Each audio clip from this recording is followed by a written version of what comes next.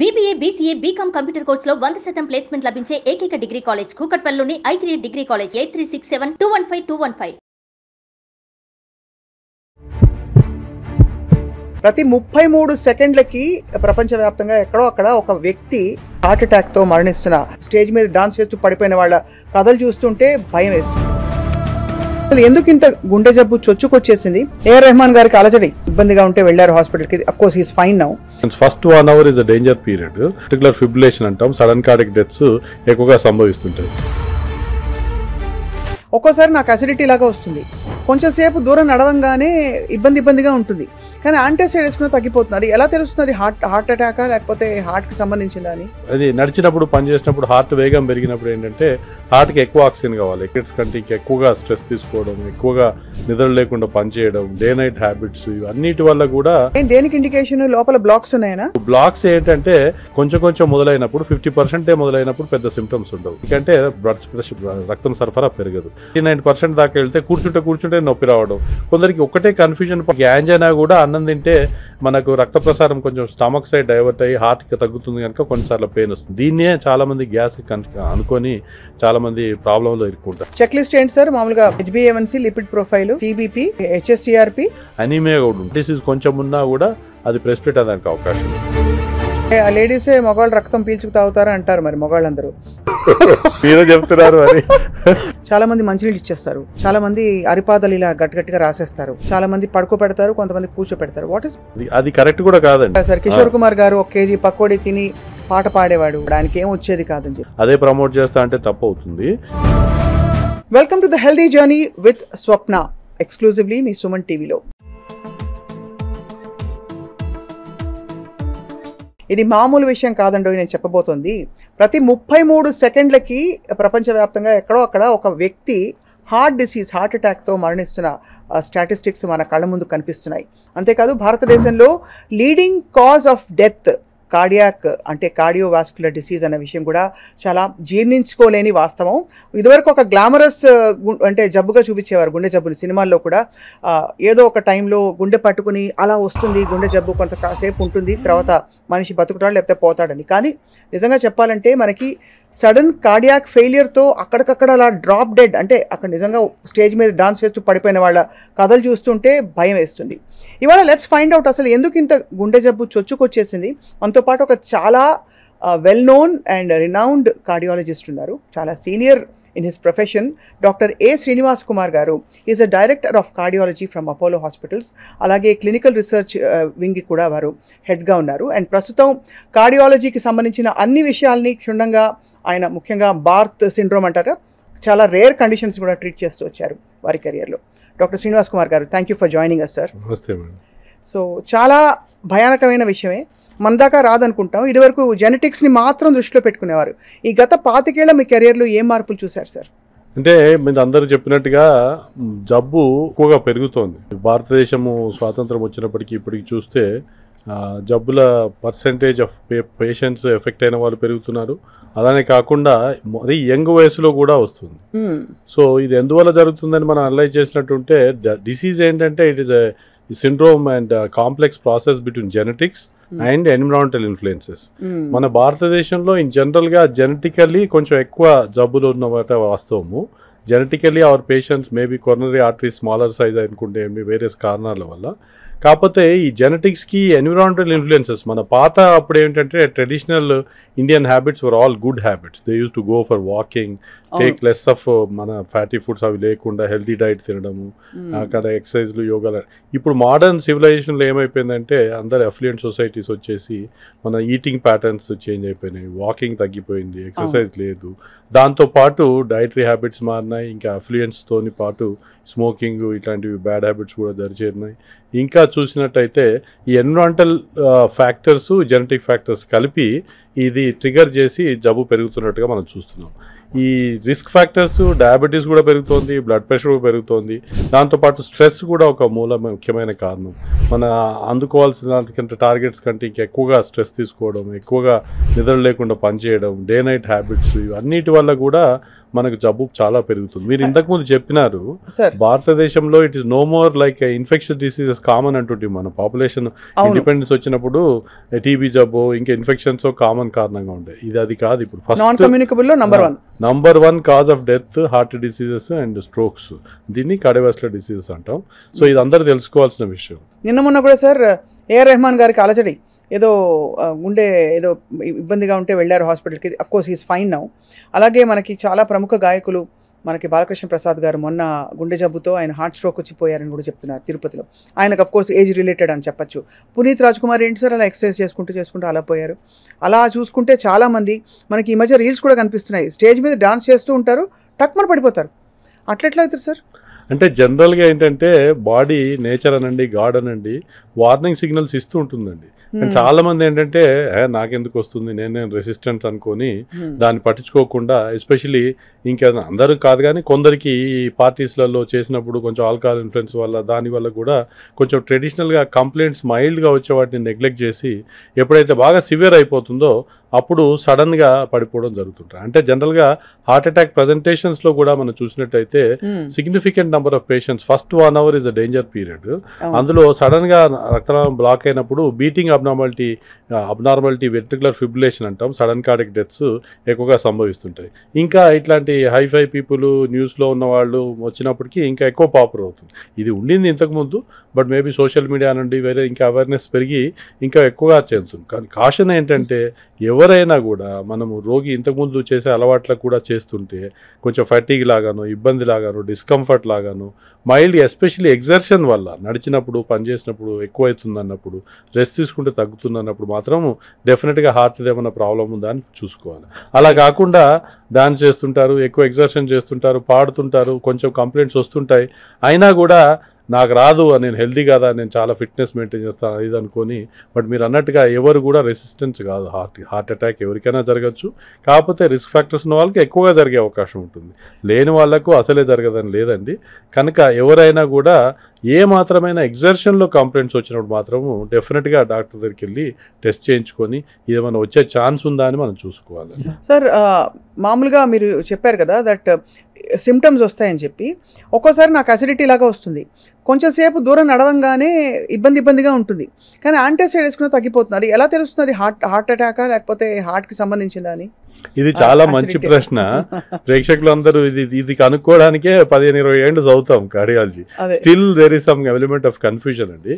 కాకపోతే by and large ఏంటంటే ప్రేక్షకులు తెలుసుకోవడానికి బ్రాడ్గా చెప్తాను కొన్ని. ఎప్పుడైనా హార్ట్ కూర్చొని ఉన్నప్పుడు 60-70 టైమ్సే కొట్టుకుంటుంది కనుక బ్లాక్స్ ఉన్నా లేకుంటే వచ్చే రక్తం సరిపోతుంది కనుక అదే డిస్కంఫర్ట్ ఉండదు. అది నడిచినప్పుడు పనిచేసినప్పుడు హార్ట్ వేగం పెరిగినప్పుడు ఏంటంటే హార్ట్కి ఎక్కువ ఆక్సిజన్ కావాలి, ఎక్కువ రక్తం కావాలి. ఈ బ్లాక్స్ ఉన్న వాళ్ళకి రాక డిస్కంఫర్ట్ వస్తుంది, దీన్ని యాంజైనా అంటాం. ఈ ఎప్పుడైతే నడిచినప్పుడు పెరిగి రెస్ట్ తీసుకుంటే తగ్గుతుందో టిపికల్గా మళ్ళీ చెస్ట్ అంతా డిస్కంఫర్ట్ డిఫ్యూజ్గా ఉండి ఈ చేతికి గదవకు పాకినప్పుడు మళ్ళీ రెస్ట్ తీసుకుంటే తగ్గినప్పుడు ఇట్లా ఉండేది ఎక్కువ హార్ట్ ఉండేదానికి అవకాశం ఉంటుంది. అలా కాకుండా లోకల్గా ఫోకల్గా ఒక్కటే చోట ప్రికింగ్ పెయిన్ కంటిన్యూస్గా రోజంతా ఉండడము, నడిచితే పని చేస్తే తిరిగితే కూడా ఏం చేంజ్ లేకుండా ఉండడము, అవన్నీ హార్ట్ లక్షణాలు కావు. ఈ ఏ మిల్యూలో జరుగుతుందని కూడా ఇంపార్టెంట్. అంటే ఇప్పుడు ఒక 30 ఏళ్ల అమ్మాయికి ఏమి రిస్క్ ఫ్యాక్టర్స్ లేని వాళ్లకు వచ్చేదానికి ఫోకల్గా పెయిన్ ఉంటే అది హార్ట్ దాయడానికి అవకాశం తక్కువ. అలా కాకుండా 50-60 ఏళ్ల వాళ్ళకు షుగర్ ఉంది, స్మోకింగ్ అలవాటు ఉంది, వాళ్ళకి ఎగ్జర్షన్లో వస్తుందంటే అయ్యే పాసిబిలిటీ ఎక్కువ, దాన్ని ప్రీ టెస్ట్ పాసిబిలిటీ అంటాం. ఇలా ఎప్పుడైనా కూడా బై అండ్ లార్జ్ అందరూ శ్రోతలకు చెప్పదలుచుకున్న వ్యూవర్స్ చెప్పదలుచుకున్నది ఏంటంటే బేసికల్గా డౌట్ ఉన్నప్పుడు మళ్ళీ కన్సర్న్ డాక్టర్ దగ్గరికి వెళ్ళి స్పెషలిస్ట్ దగ్గరికి వెళ్ళి టెస్ట్ చేయించుకొని దాన్ని రూల్ అవుట్ చేసుకోవడం చాలా అవసరం. డాక్టర్స్గా మేము కూడా ఇనీషియల్గా కొంచెం డౌట్ ఉన్నప్పుడు అబ్జర్వ్ చేస్తాం పేషెంట్ని. అబ్జర్వ్ చేసి 1-2 అవర్స్లో మళ్ళీ ఈసీజీ రిపీట్ చేసి కొన్ని బ్లడ్ టెస్ట్ ట్రోపనిన్ లాంటి పరీక్షలు చేసి హార్ట్ స్కానింగ్ తీసి అవన్నీ చూసి మనం సపోర్టింగ్ ఎవిడెన్స్ చేస్తాం. But by and large 90% heart అదా కాదా అనేది మన రోగి ఏం చెప్తున్నాడో అనేది హిస్టరీ బట్ట మనం డయాగ్నోస్ చేస్తాం. సో యాంజైనా అనేది చాలా సిగ్నిఫికెంట్గా అన్ని రకాల క్లాసికల్గానే ఉండదు అందరికీ. కొందరికి లేడీస్లో ఎస్పెషల్లీ చూసినట్టయితే క్లాసికల్గా డిస్కంఫర్టే రాదు, వాళ్ళకి ఏంటంటే ఫటీగ్ లాగా, వీక్నెస్ లాగా, కొంచెం నడిస్తే అలసినట్టు, కొంచెం దడలాగా, కొందరికి చక్కెర వచ్చి పడిపోవడం ఇట్లాంటివి కూడా. సో దాన్ని బట్టి అది దేనికి ఇండికేషన్ లోపల బ్లాక్స్ ఉన్నాయనా? అవునండి, ఇప్పుడు బ్లాక్స్ ఏంటంటే కొంచెం కొంచెం మొదలైనప్పుడు 50% మొదలైనప్పుడు పెద్ద సిమ్టమ్స్ ఉండవు. ఆ ఆర్టరీలో 70% బ్లాకేజ్ వచ్చినప్పుడు నడిచినప్పుడు ఎక్కువగా సిమ్టమ్స్ వస్తాయి. ఎందుకంటే రక్తం సరఫరా పెరగదు. అదే 90% దాటితే ఇంకా 99% దాకా వెళ్తే కూర్చుంటే నొప్పి రావడం. కొందరికి ఒకటే కన్ఫ్యూజన్ పాయింట్ ఏంటంటే అన్నం తిన్నాక పోస్ట్ ప్రాండియల్ యాంజైనా అని కూడా, కొందరికి యాంజైనా కూడా అన్నం తింటే మనకు రక్త ప్రసారం కొంచెం స్టమక్ సైడ్ డైవర్ట్ అయ్యి హార్ట్కి తగ్గుతుంది కనుక కొన్నిసార్లు పెయిన్ వస్తుంది. దీన్నే చాలామంది గ్యాస్ అనుకొని చాలామంది ప్రాబ్లంలో ఇరుక్కుంటారు. కానీ ఇంకా 100% మొత్తానికే బంద్ అయితే మాత్రం అప్పుడు హార్ట్ అటాక్ వచ్చి రోగి కూర్చుంటేనే సివియర్గా పెయిన్ రావడం, ఇది స్వెట్టింగ్ రావడం, ఇంకా ఎక్కువ అవుతే సడన్గా చనిపోవడం, చక్కెర రుచి పడిపోవడం ఇట్లాంటివి కూడా జరుగుతుంటాయి. సో సపోజ్ ఈ వీపు మధ్యలో వెనకాల ఇలా కత్తితో పొడిచినంత నొప్పి వస్తుంది, అది దాదాపు కొంచెం సేపు అయ్యాక 2 few hours సోడా తాగో ఈనో తాగో తగ్గుతుంది. దట్ ఈస్ గ్యాస్ట్రిక్ కదా సార్? వెనక భాగం కంటే ముందు భాగంలో ఈ స్టమక్ స్టర్నం అంట, మధ్యలో బొక్కు ఉంటుంది కదా, ఛాతి బొక్క, దాని వెనకాల జరిగి అది కొంచెం తీసుకుంటే రిలీఫ్ వచ్చేది ఎక్కువగా ఉంటుంది. వీపు మీరు అన్నట్టు వెనకాల స్టాబింగ్ పెయిన్ సివియర్గా ఉంటే అయోటిక్ డిసెక్షన్ అని పెద్ద హార్ట్ నుంచి బయటకు తీసుకొచ్చే అయోటా అనే పెద్ద రక్తనాళంలో అప్పుడప్పుడు చిట్లి డిసెక్షన్ అంటారు దాన్ని, దానివల్ల కూడా అటు సివియర్గా పెయిన్ వస్తుంది. బట్ ఏదైనా కూడా మామూలుగా గ్యాస్ పెయిన్ అయితే అంత ఎఫెక్ట్ ఉండదండి. మామూలుగా మనం తీసుకున్నట్టయితే 1 to 10 మనం most difficulties, that's why I keep telling women are great. Number 10 is labor pains. The next to that, number 9 is heart pain. It is sort of very severe discomfort when heart attack happens. అవును. But angina ఉన్నప్పుడు అంత సివియర్గా ఉండకపోవచ్చు, కానీ రోగి రెస్ట్లెస్గా ఉంటాడు, discomfort ఉంటుంది వానికి. అట్లా unless it is taken care he won't be comfortable. ఎప్పుడైనా డౌట్ ఉన్నప్పుడు మీరే గ్యాస్లు అనుకోను యాంటాసిడో ఇనోలో తాగి టాబ్లెట్ ఫార్మసీలో తీసుకొని మళ్ళీ ల్యాండ్ కావద్దండి. ఎప్పుడొకటి కాషన్ ఏంటంటే పడుకొని ఉంటాము, సడన్గా నిద్రలో డిస్టర్బ్ అయ్యి సివియర్గా పెయిన్ వచ్చినప్పుడు అనిపించినప్పుడు మళ్ళీ హాస్పిటల్కి రావడం చాలా అవసరం. డాక్టర్లకు కూడా మా జూనియర్లకు అందరూ చెప్తుంటాం, రాత్రుళ్ళు రోగి హాస్పిటల్కి వచ్చిందంటే మనకి ఏమి లేదని చెప్పే ముందు మనం అబ్జర్వ్ చేసి డబ్లీ చెక్ చేసుకొని ఇంకా కావాలంటే బ్లడ్ టెస్ట్ చేసి కూడా రూల్ అవుట్ చేయడం చాలా అవసరం. ఎందుకంటే ఎవరైనా కూడా నిద్రలో లేసేంత పెయిన్ వచ్చిందంటే again it could be something important. ఎంత సర్ప్రైజింగ్ సార్ ఇది. మామూలుగా మనం చూసే సినిమాల్లో ఏదో ఒక డామ్ లాంటి వార్త చెప్పి తండ్రికి కోపం వచ్చేసి ఇట్లా గుండె పట్టుకుని పోతాడు అక్కడ. కానీ నిద్దట్లో హాయిగా నిద్రపోతున్న టైంలో పెయిన్ వచ్చింది అంటే ఎంత సివియర్ హార్ట్ డిసీజ్ లోపల ఉండాలి. అవునండి, అది ముఖ్యము.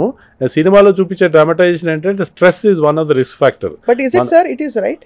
Stress is one of the risk factor. దాంట్లో ఏం జరుగుతుందంటే హార్ట్ లోపల ఇందాక చెప్పాను కదా 70% 90% ప్లాక్స్ అని.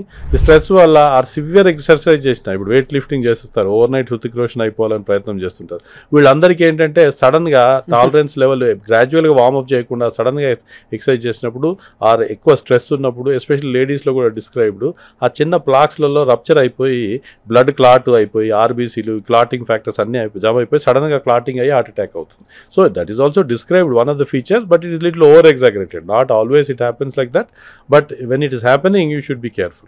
దవడ నొప్పికి, గమ్ హెల్త్కి, ఓరల్ హెల్త్కి, హార్ట్ డిసీజ్కి కనెక్షన్ ఉందని ఏంటి సార్ కనెక్షన్? అంటే బేసికలీ రెండు విషయాలు ఇందులో. కేవలం నడిచినప్పుడు చెస్ట్ డిస్కంఫర్ట్ వస్తుందో అప్పుడు కొందరికి గదవకు కూడా వస్తుంది, కొందరికి చెస్ట్లో రాకుండా కేవలం గదవలనే కూడా వస్తుంది. బట్ అది ఇమీడియట్గా రెస్ట్ తీసుకుంటే తగ్గుతుంది, అది వేరు. అది జా పెయిన్ వేరు, అది ఎగ్జాషనల్ జా పెయిన్. మీరు ఏమన్నారంటే టీత్లో ఇన్ఫెక్షన్ ఉన్నప్పుడు అది ఏమన్నా హార్ట్ జబ్బుకు దారితీస్తుంది అనేది ప్లాక్ అది అంటారు కదా సార్. అందులో ఏంటంటే హార్ట్ లోపల ఇన్ఫెక్షస్ థియరీ అని ఒకటి ఉంటుంది, క్లమిడియల్ ఇన్ఫెక్షన్ అని, కొన్ని రకాల వైరల్ ఇన్ఫెక్షన్స్ అని. ఈ మధ్య కోవిడ్ చూసాం, ఆ ఇన్ఫెక్షన్స్ వల్ల కూడా హార్ట్ రక్తనాళాలు ఏదైతే ప్లాక్స్ ఉంటాయో కొలెస్ట్రాల్ పేరుకుపోయినాయి, దాని మీద ఇన్ఫ్లమేషన్ వచ్చి అది సడన్గా రప్చర్ వచ్చి హార్ట్ అటాక్ రావడానికి అవకాశం ఉందని వచ్చింది. ఈ టీత్ జబ్బు ఉంటే హార్ట్ లోపల కవాటాలలో లీకేజ్ ఉన్న వాళ్ళకి ఇన్ఫెక్టివ్ ఎండోకార్డిటిస్ అని, అంటే హార్ట్ మీద వాల్వ్స్ లోపల ఇన్ఫెక్షన్ వచ్చి ప్రాబ్లమ్స్ అయ్యేదానికి ఎక్కువగా అవకాశం. స్ట్రెప్టోకాకస్ మీకు డాక్టర్స్ కంటే సగం నాలెడ్జ్ ఉంది సార్. Thank you sir. అది ఇండికేషనా? ఇప్పుడు ఉదాహరణకి చాలా మందికి బాగా ఎక్కువగా తరచుగా గమ్ ఇన్ఫెక్షన్స్ వస్తున్నాయి, రూట్ కెనాల్ ఇన్ఫెక్షన్స్ వస్తున్నాయి. Is that indicative of heart disease? No, it's not like that. ఇప్పుడు అది తరచుగా వస్తుందంటే డయాబెటీస్ ఉన్నా ఇంకా ఏమైనా ఫ్యాక్టర్స్ ఉన్నా కూడా తరచుగా ఇన్ఫెక్షన్ వస్తుంది. ఇన్ఫెక్షన్ వచ్చిన వాళ్ళకి అప్పుడప్పుడు హార్ట్కి దారితీస్తుంది, కానీ హార్ట్ జబ్బు ఉన్న వాళ్ళకి గమ్స్ ఇన్ఫెక్షన్ వస్తుందని కాదండి. అంటే ఇప్పుడు అందరూ ఒకటే చెప్తున్నారు, బాగా ఎక్సర్సైజ్ చేయి, ఆయిల్ తగ్గించు, ఫుడ్ తగ్గించు, కార్బోహైడ్రేట్ షుగర్ తగ్గించు అని చెప్పి అన్ని మంచివన్నీ తీసేస్తే లైఫ్లో మిగిలేది ఏమిటంటే చాలా పెద్ద డౌట్, తాగద్దు, స్మోక్ చేయొద్దు అని. So what is your prescription sir for a good heart health? అంటే అందరికీ చెప్తానండి, ఇప్పుడు ఏవైతే నేచర్ గాడ్ గ్రేట్ అండి. ఇప్పుడు చాలా టేస్టీగా ఉండి అది హెల్తీగా ఉన్నది అనుకుందాం ఎగ్జాంపుల్. కొన్ని ఉన్న ఎక్సెప్షనల్ ఫుడ్ చెప్తాను. అది ఉంటే చాలా రిచ్ పీపుల్ ఎగ్జాంపుల్ అమ్మాని తీసుకుని వాళ్ళంతా నిల్వలు చేసుకొని మామూలు కామన్ మ్యాన్కి ఉండదండి. అది హెల్తీగా ఉండి హ్యాపీ టేస్టీగా ఉంటాయి. But by and large fruits are good which are also tasty. But మిగతా అన్ని బిర్యానీలు, చీజ్, బర్గర్ ఇవన్నీ ఏవైతే టేస్టీ అనుకుంటామో అవన్నీ unhealthy foods. That is nature's way of protecting the healthy food or whatever you call it. So food is one important part. మీరు అన్నారు ఇంకా ఎట్లా ప్రొటెక్ట్ చేసుకోవాలి ఫుడ్లో, మరి ఏం తినకపోతే వాడు ఎట్లా బతకాలంటే బేసికలీ అండి మన అలవాట్లను బట్టి మన దైనందిక జీవనం డెవలప్ అవుతుంది. Somebody may be happy eating nothing, ఓ జోక్ వేస్తే బాయిల్డ్ వెజిటేబుల్స్ తింటే వాడు బతికేందుకు అనుకుంటే దట్ ఈస్ డిఫరెంట్. బట్ మన perception of eating towards food, what you are enjoying also changes with your attitude. That's very important. If you want to be healthy, then you have to make some healthy food habits. అంటే ఉదాహరణకి healthy food habits అంటే ఉదాహరణకి ఏవైనా అండి vegetarian diet is by and large good. చాలా మంచిది. Anything you want. Non veg అంటారు అయితే నాన్ వెజ్ తక్కువ తింటే మంచిది. Fish is good for heart. మధ్యలో అసలు కీటోను ప్రోటీన్ బేస్డ్ డైట్స్ బెస్ట్ అని అన్నారు కదా సార్. ఏదైనా అండి one more important message I would like to give is అతి సర్వత్ర వర్జేత్. ఏదైనా కూడా అతిగా చేయకూడదండి. కీటోన్ డైట్ మంచిదని అదే చేస్తే, లేదంటే మన షుగర్స్ మంచివని అదే తింటే, ఓ మధ్య కొన్ని డైట్లు చూస్తున్నాం వాడు ఏం లేదు కొబ్బరి నూనె తాగమంటాడు, ఇంకోటి ఏంటంటే ఓన్లీ నాన్ వెజ్ ముక్కలే తినమంటారు. ఏదైనా కూడా అతిగా చేయకూడదు. ఏదైనా బ్యాలెన్స్డ్ డైట్ ఉండి mixture of little carbohydrates and little fats and protein is good always. But if somebody has a disease that is different. If he has diabetes then you have to control sugars more. If he has a kidney problem you have to control proteins more depending upon that. మనకు ఇప్పుడు kidney problem అంటే proteins తక్కువ తినాలి. Sugars ఉన్నాయనుకోండి, sugar వ్యాధి diabetes ఉంటే sugars తక్కువ. But by and large ఏంటంటే అండి ఏది కూడా అతిగా తినకూడదు. మోతాదులో తింటే ఏదైనా మంచిది. అన్ని చిన్న గీత పెద్ద గీత సార్. బికాస్ ఒకప్పుడు ఫ్రూట్స్ అంటే అసలు యాపిల్ హెల్త్కి అసలు పరాకాష్ట అనుకునేవాళ్ళం. ఇప్పుడు చూస్తే ఆపిల్ మీద ఏం పెస్టిసైడ్ కొట్టాడు ఏందో అని చెప్పి అది ఇంకొక కథ. అది ప్యారలల్గా ఇంకొక ఎండోక్రైన్ సిస్టమ్ పాడైపోతుందని అదొక ఆందోళన ఉంటుంది. ఇటువైపు ఫ్రూట్స్ ఎక్కువ తింటే షుగర్స్ వచ్చేస్తాయి బాడీలో, ఎక్కువ తినొద్దు ఫ్రక్టోస్ పెరిగిపోతుంది అని అదొక ఆందోళన. సో ఎవ్రీబడి సో కన్ఫ్యూజ్డ్ ఇప్పుడు ఏం తినాలి ఎంతవరకు తినొచ్చు అని చెప్పి. Apple a day keeps doctor away అనేది ఒక నానుడి ఉంది కదండి. Apple is not that bad. ఒకదానికంటే ఎక్కువ తినలేము. ఏవైతే జ్యూసులు తీసే ఫ్రూట్స్ ఉంటాయో ఆ జ్యూసులు తీసుకొని తాగితే మాత్రం ఎక్కువ క్యాలరీ కంటెంట్ వస్తుంది, షుగర్స్ ఎక్కువ వస్తుంది. By and large fruits as such తింటే ఫైబర్ ఉంటుంది. ఇప్పుడు మన నారింజ పండు తిన్నా, మోసంబి పండు తిన్నా దాంతోపాటు తింటే పర్వాలేదు. జ్యూసులు తీసుకొని తాగితేనే ఎక్కువ క్యాలరీస్, ఎక్కువ ప్రాబ్లమ్స్ వస్తాయి. బై అండ్ లార్జ్ షుగర్ లేని వాళ్ళు ఫ్రూట్స్ తీసుకుంటే పర్వాలేదండి. కానీ షుగర్ ఉన్న వాళ్ళు మాత్రం బనానాస్, ఇంకా ఏదైతే ఎక్కువ షుగర్ కంటెంట్ ఉంటే జ్యూసెస్ అవన్నీ అవాయిడ్ చేయాలా. మన even mangoes have high sugar content. But otherwise diabetes లేని వాళ్ళు you can always take few portions of fruits. ఇంకా మనకు ఆయిల్స్ గురించి చెప్తే డైట్ కంట్రోల్ కంప్లీట్ చేద్దాము. ఆయిల్ కూడా కొందరు ఆలివ్ ఆయిల్ చాలా మంచిది వాడతారు. అదే డబ్బులు ఉన్న వాళ్ళు ఆలివ్ ఆయిల్ వేసుకుని తిందామంటే కూడా ఆలివ్ ఆయిల్ అంత టేస్ట్గా ఉండదు. అదే వాడితే ఇంకా విరక్తి వచ్చేస్తుంది. సో ఏదైనా కొంచెం అకేషనల్గా వాడితే పర్లేదు. కానీ what is found in studies ఏంటంటే rotation of oils is good అని. ఏదైతే ఒక సన్ఫ్లవర్ ఆయిల్, కాన్ ఆయిల్ ఇంకా రొటేషన్ చేసి కొంచెం మోతాదులో తినాలి ఏదైనా కూడా. మళ్ళీ అతిగా ఆలివ్ ఆయిల్ మంచిదని టన్నులు తినేస్తే మళ్ళీ అది కూడా బ్యాడ్ అవుతుంది. సో కనుక ఏదైనా మితంగా తీసుకొని దాని తర్వాత ఇంకా రొటేషన్ ఆఫ్ ఆయిల్ చేస్తే మంచిదని స్టడీస్లో ఉంది. ఇప్పుడు మీరు వచ్చారు కదా సార్ ఇంటర్వ్యూకి, మీకు చక్కగా వేడి మిరపకాయ బజ్జీలు మంచిగా బోండాలు పెడితే తింటారా? మీరు తినరా? యూఆర్ కార్డియాలజిస్ట్, మీకు నాలెడ్జ్ అంతా ఉంది, మీ గుండెలో ఏమవుతుందో కూడా మీకు తెలుసు. తినరా సార్? అసలు అంటే ఇంకోటి అండి హ్యాపీగా ఉండడం కూడా ఇంపార్టెంట్. అదే కదా అందుకే అడుగుతున్నా. Happiness, health. ఇప్పుడు నేను విరక్తి వచ్చేసి నేను తినలేకపోతున్నాను బాధపడితే బ్యాడ్, అది చేయకూడదు. దాని బదులు మీరు ఒక సమోసా తింటైనా పర్లేదు, కానీ దానివల్ల ఫీల్ అవుతుంటే మాత్రం కొంచెం చేయొచ్చు. కానీ అదే పనిగా మీరు 4-5 సమోసాలు తినేస్తా, 4-5 మిర్చిలు తింటా అంటే మాత్రం తప్పండి. ఏదైనా కూడా మితంగా చేస్తే పర్వాలేదు, అతిగా చేయకూడదు. సో డైట్లో చెప్పినట్టు healthy diet is one of the important reason to remain healthy. So అలా మనం కొన్ని వరల్డ్లో చూస్తే ఫిన్లాండ్లో జబ్బు చాలా తక్కువగా ఉంది. ఎందుకని అనలైజ్ చేసినట్టు వాళ్ళ ఫ్రూట్ ఇంటేక్ చాలా ఎక్కువ. ఇంకోటి ఏంటంటే వాళ్ళ దేశంలోనే ఫ్రూట్స్ ఎక్కువ వండి ఫ్రూట్స్ అన్ని రోడ్డు మీద వేస్తుంటారంట, అంత చీప్. సో కనుక మన కంట్రీలో fruits are expensive, everybody cannot afford fruits. కనుక ఏదైనా వెజిటబుల్ అయినా ఫ్రూట్స్ అయినా మోతాదులో తినచ్చు, ఏదైనా అతిగా తినకూడదు అనేది నేను చెప్పదలుచుకున్నాను. సో ఒకటి ఇంతకుముందు అన్నట్టు ఫుడ్ ఇంపార్టెంట్ అయిపోయింది. ఎక్సర్సైజు రోజు కనీసం ఒక 30 నిమిషాలన్నా వాకింగ్ చేసి వారంలో 5 రోజులను చేయాలండి. మళ్ళీ మీరు కింద నుంచి పైకి వచ్చారు కదా, అది కూడా వాకింగే కదా, వాకింగ్ లెక్కకు వస్తుందా? లెక్కకు వస్తుందంటే మనకు రేటు నడవడం activity, some activity is better than nothing. But if you can walk కంఫర్టబుల్గా ఒకటేసారి ఒక 30 minutes కామ్గా వాకింగ్, బ్రిస్క్ వాకింగ్ చేసినట్టయితే ఇంకెక్కువ బెటర్. బ్రిస్క్ వాకింగ్ చేయడానికి ప్లేస్ లేని వాళ్ళకి ట్రెడ్మిల్ అని, సైక్లింగ్ అని అట్లాంటివి కూడా చేసుకోవచ్చు. స్విమ్మింగ్, జాగింగ్ అట్లాంటివి కూడా పర్లేదు. కానీ ఈ వెయిట్ లిఫ్టింగ్ అగైన్ చాలా హెల్దీ అనుకొని చాలామంది ఈ మధ్య జిమ్లలో జాయిన్ అయిపోయి చాలా హెవీగా weight lifting is maybe partly good in guided way, muscle building కొంచెం అండి. కానీ హెవీ జబ్బు ఉన్న వాళ్ళకి మాత్రం అసలే పనికిరాదు. ఏమవుతుంది సార్ వెయిట్ లిఫ్టింగ్ చేస్తే? లోపల టేర్ అవుతుందని చెప్పారు.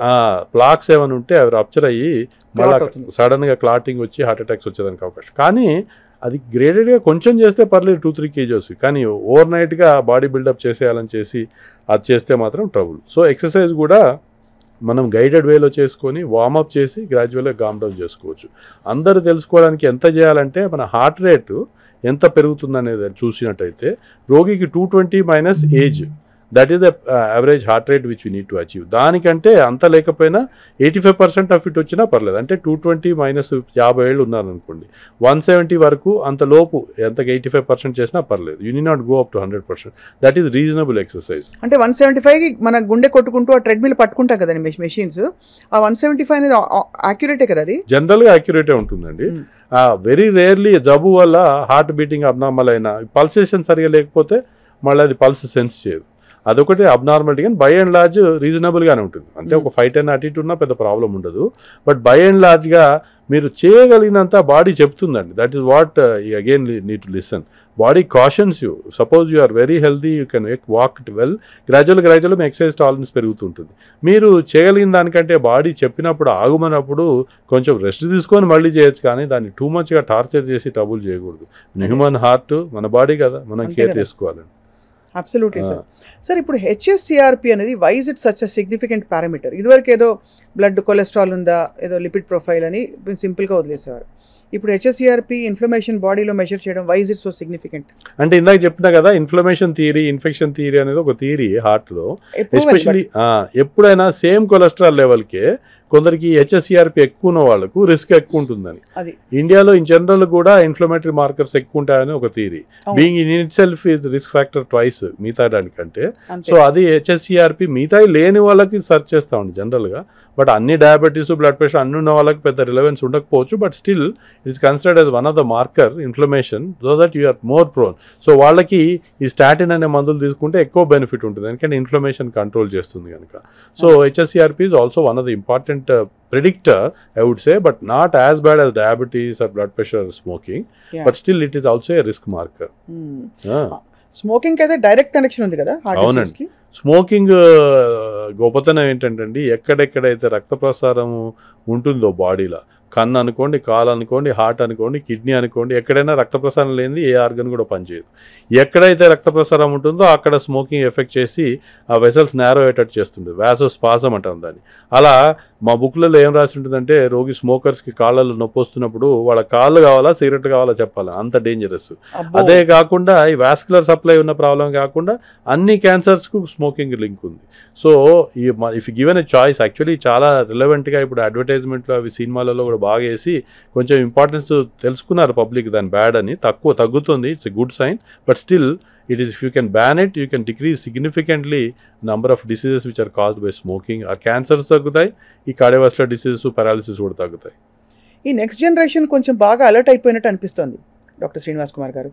అంటే కొంచెం వాళ్ళ హెల్త్కి వాళ్ళు బాధ్యత వహిస్తూ, మీకేమైనా యంగ్స్టర్స్ వస్తున్నారా చెకప్కి? Are you seeing any symptoms of heart disease? First of all ఇది చాలా మంచి ట్రెండ్ అండి. యువకులలో కూడా అవేర్నెస్ పెరిగింది. ఇలాంటి మన కార్యక్రమాలు అనుకోండి, ప్రోగ్రాంలు అనుకోండి, లేదంటే సోషల్ మీడియా అనుకోండి, సమ్వాట్ అవేర్నెస్ పెరిగినమాట వాస్తవం. At the same time too మచ్గా దాని గురించి బాదర్ అయిపోయి, వరీ అయిపోయి, ఫెనాటిక్స్ అయిపోయి, కార్డియాక్ అటాక్సిక్ లాగా అట్లా అంతా కావాల్సిన అవసరం లేదు. బట్ బై అండ్ లార్జ్ ఏంటంటే మనం హెల్దీ హ్యాబిట్స్ పాటించుకొని, ఏవైనా ఎగ్జర్షనల్ కంప్లైంట్స్ ఉన్నాయా లేదా అని చూసుకొని, స్ట్రెస్ తగ్గించుకొని, ఈ స్మోకింగ్, ఈ వేరే డ్రగ్స్ అట్లాంటి బానిస పడకుండా ఉంటే బై అండ్ లార్జ్ కాపాడుకోవచ్చు. ఇవాళ రేపు మన సాఫ్ట్వేర్ ప్రొఫెషన్ అయితే ఏమి, డాక్టర్ ప్రొఫెషన్ అయితే చాలా మటుకు బిఫోర్ ఎంప్లాయ్మెంట్ చెక్స్ అవుతాయండి. సో అదే కాకుండా చాలామందికి అవేర్నెస్ పెరిగి అపోలోలో అయితే మనం ప్రో హెల్త్ కాన్సెప్ట్ అని ఒకటి క్రియేట్ చేసాం. జబ్బు ఉన్నప్పుడే రావడం కాదు, జబ్బు రాకుండా మీరు వచ్చి మీరు హెల్తీగా ఉన్నప్పుడు చెకప్ చేసుకోండి. చెకప్ చేసుకొని మీకు రిస్క్ ఫ్యాక్టర్ ఉన్నట్టయితే దానికి ట్రీట్మెంట్ తీసుకోండి. మీ జబ్బు రిస్క్ను మీరు సిగ్నిఫికెంట్గా తగ్గించుకోవచ్చు అనేది కాన్సెప్ట్. మనకు అధ్యయనంలో ఏమొచ్చిందంటే పంచసూత్రాలు అని చెప్తాను నేను హార్ట్ డిసీజ్ ప్రివెన్షన్కు. ఇది చాలా అందరు తెలుసుకోవాల్సింది. నంబర్ 1, అన్నీ మనం చేయగలిగినవే కానీ మనకు టైం లేదనో అది చెప్తుంటారు. అందరు తెలుసుకోవాల్సింది అంటే హాయిగా నిద్రించండి. రోజుకు 5-6 అవర్స్ మినిమం స్లీప్ ఉంటే చాలా మటుకు డిసీజ్ రాకుండా కాపాడుతుందండి. కానీ ఈ రోజుల్లో స్ట్రెస్ వల్ల చాలామంది పడుకోలేకపోతే మీరు తెలుసుకుంటారు చాలాసార్లు 2-3 రోజులు మనం నిద్రలేనప్పుడు చికాగ్గా ఉంటుంది శరీరం అంతా. సో పడుకున్నప్పుడు ఏం జరుగుతుందంటే శరీరంలో రిపరేటివ్ ప్రాసెస్ అయిపోయి ఈ స్ట్రెస్ అండ్ స్ట్రెయిన్ ఫ్యాక్టర్స్ అన్నీ తగ్గుతాయి. సో హాయిగా కనీసం రోజుకి 5 గంటల నుంచి 7 గంటల వరకు నిద్రించండి ముఖ్యం.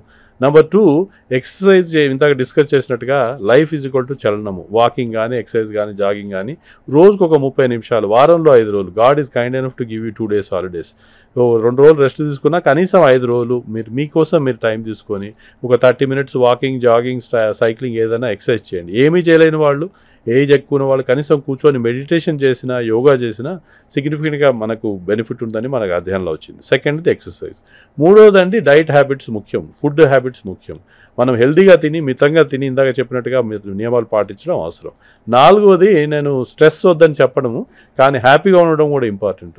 హ్యాపీగా ఉండాలి కొంచెం చెప్పండి సార్. ఫర్ ఎగ్జాంపుల్ అంటే happiness comes it vary from person to person, age to age, time to time. Okay, a young person's happiness may be different from elderly person, but what I strongly feel is as long as you don't cause inconvenience to others and right. Then you maintain yourself well. ఇప్పుడు నేను ఏదో drugs తీసుకొని హ్యాపీగా feel అవుతుంటే వానికి నష్టం అది. అలాంటివి లేకుండా ఇంకొకరికి పరోపకారం చేయగలిగితే, మనం ఉన్నంతలో చేయగలిగితే that gives lot of happiness, right?